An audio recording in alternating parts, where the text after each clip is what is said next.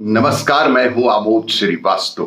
Amazing thought, amazing message, amazing information की दिशा में आज एक कदम और आगे। आज के इस दो चिंतन का विषय है सफल जीवन के लिए जुड़े रहें जमीन से और मंगल की भावना से करें दान। आपको ये मेरा वीडियो अच्छा लगे तो लाइक करें, शेयर करें और लाल बटन दबाकर सब्सक्राइब अवश्य करें। साथ ही बेल आइकन दबाना बिल्कुल ना भूलें। आज के इस प्रथम चिंतन का विषय सफल जीवन के लिए जुड़े रहें जमीन से। एक शिष्य ने अपने गुरु से पूछा, गुरुदेव सफल जीवन क्या होता है? गुरु शिष्य को पतंग उड़ाने ले गए। शिष्य गुरु को ध्यान से पतंग उड़ाते देख रहा था। थोड़ी देर बाद शिष्य बोला, गुरुदेव ये धागे की वजह से पतंग ऊपर की ओर नहीं जा पा रहे, क्या हम इसे तोड़ दें? ये और ऊपर चली जाएगी। और गुरु ने तत्क्षण धागा तोड़ ही दिया।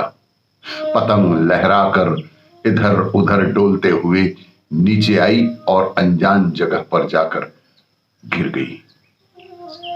तब गुरु ने शिष्य को जीवन का दर्शन समझाया।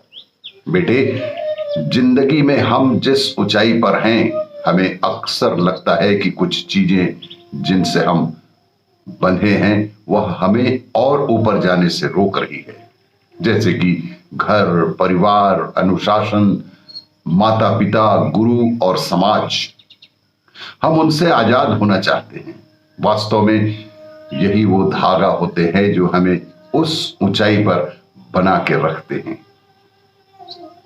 इन धागों के बिना हम एक बार तो ऊपर जाएंगे जरूर, परंतु बाद में हमारा वो ही हश्र होगा जो बिन धागे की पतंग का हुआ था।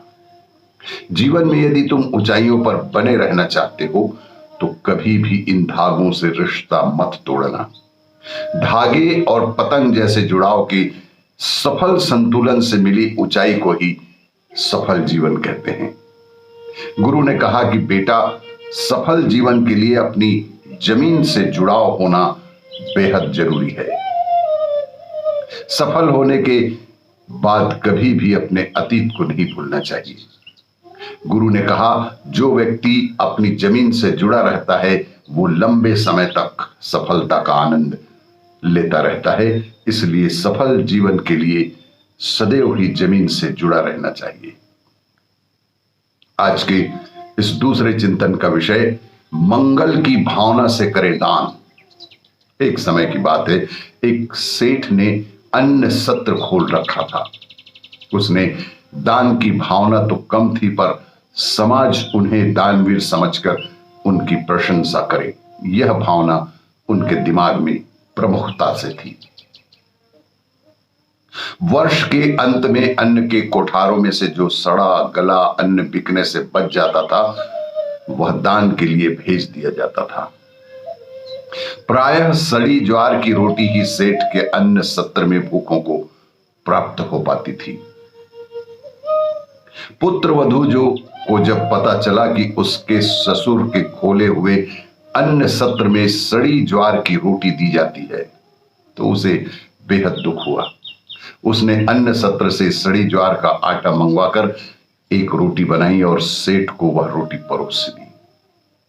काली मोटी रोटी देखकर सेठ ने पहला ग्रास मुख में डाला।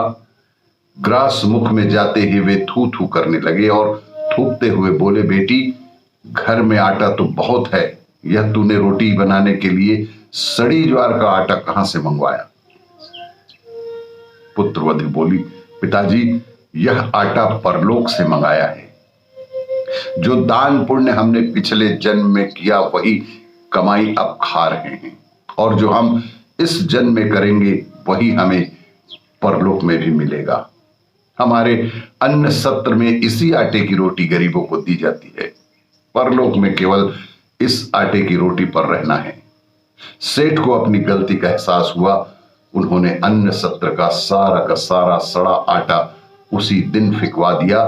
तब से अन्न सत्र से गरीबों भूखों को अच्छे आटे की रोटी मिलने लगी, जिसका आप मंगल की भावना से दान करते हो उतना दान देने वाले का भला होता है, साथ में आपका भी लोक और परलोक अवश्य ही सुधर जाता है। इसीलिए कहते हैं कि मंगल की भावना से ही करे दान, अन्यथा सब कुछ व्यर्थ ही है। आपको ये मेरा वीडियो अच्छा लगी तो लाइक करें, शेयर करें और सब्सक्राइब अवश्य करें। धन्यवाद।